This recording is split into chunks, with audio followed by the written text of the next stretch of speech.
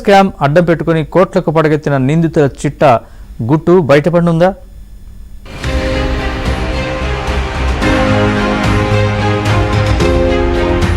మద్యం కుంభకోణం ద్వారా 3,500 కోట్లు దోచుకున్నట్లు సిట్ ఇప్పటికే నిర్ధారించింది. ఈ కేసులో కీలక నిందితులకు సంబంధించిన ఆస్తుల వివరాలను కూడా సిట్ సేకరించింది. లిక్కర్ స్కామ్ వ్యవహారం ప్రారంభించకముందు వారి ఆస్తులు ఎన్ని ఉన్నాయి, ఎక్కడెక్కడ ఇళ్లు, కార్యాలయాలు ఉన్నాయనే అంశాలపైన ఆరా తీసింది.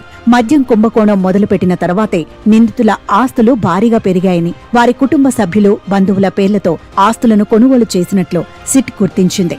మరికొంతమంది అనేక సంస్థల్లో పెట్టుబడులు పెట్టి వాటాదారులుగా చేసినట్లు సిట్ విచారణలో తేలింది.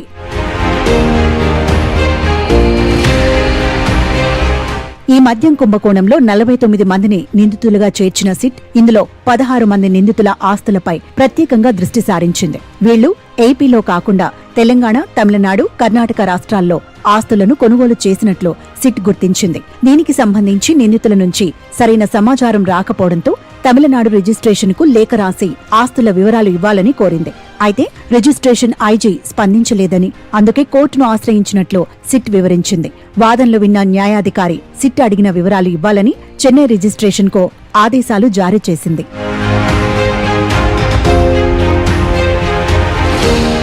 ఇదిలా ఉంటే నిందితుల ఆస్తుల అటాచ్మెంట్ కు ఏసీబీ కోర్టు అనుమతించింది. ఇందుకు సంబంధించి 111, 126 జీవోలు ఇప్పటికే ప్రభుత్వం విడుదల చేసింది.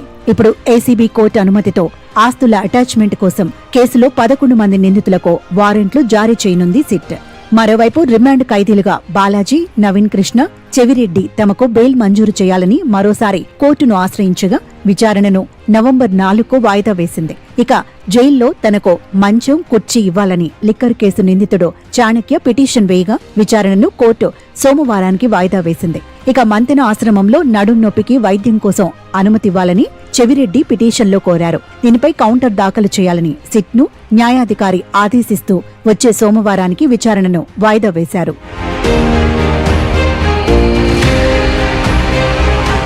మద్యం కుంభకోణం కేసులతో పాటు ఇతర కోర్టుల్లో కొన్ని కేసుల విచారణ శుక్రవారం జరిగింది.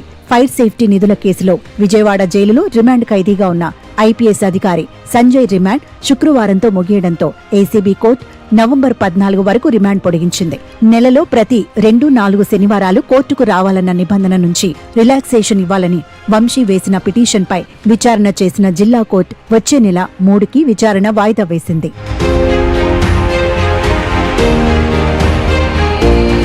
ఇక 2007లో దారుణ హత్యకు గురైన అయేషా మీరా హత్య కేసులో సీబీఐ తుది నివేదిక ఇవ్వాలని అయేషా మీరా తండ్రి దాఖలు చేసిన పిటిషన్పై సీబీఐ కోర్టులో విచారణ జరిగింది. ప్రతివాదులకు ఇవ్వాల్సిన సీబీఐ తుది నివేదిక అనుబంధ కాపీలు పూర్తి కాలేదని, సమయం కావాలని సీబీఐ కోర్టును కోరింది. అయేషా మీరా హత్య కేసులో తుది నివేదిక ఇచ్చేందుకు తమకు అభ్యంతరం లేదని సీబీఐ కోర్టుకు తెలిపింది. దీనిపై విచారణను నవంబర్ 21కి సీబీఐ కోర్టు వాయిదా వేసింది.